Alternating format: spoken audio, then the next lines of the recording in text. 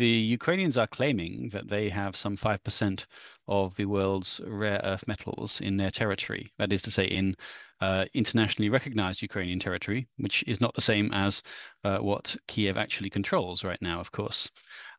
However, even this figure is disputed. There are reports out there which suggest that that has been overestimated and that Ukraine does not have um, as much as it claims, which brings into question the whole nature of the deal.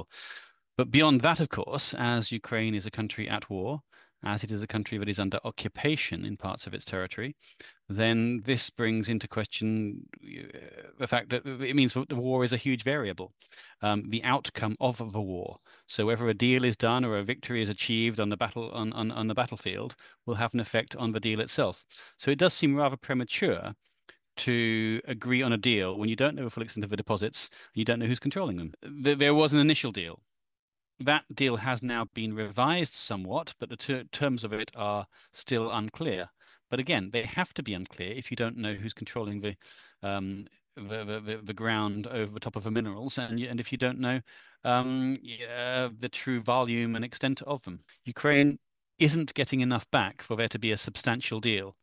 And the difference is, of course, is that in the US, almost any deal is a good deal, whereas in the United States, in Ukraine, a bad deal is worse than no deal. If there is a financial deal done, it implies a future Kiev government. As this deal is not currently with the Russians. Now, the Americans may well wish to do it with the Russians in time if the Russians are controlling this territory by virtue of an enforced ceasefire, armistice, or whatever you will. But but at the moment, as it stands, this deal is between Kiev and Washington.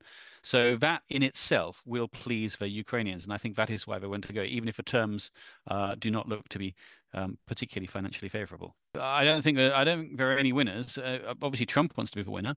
Ukraine wants to continue to exist. Russia wants its empire.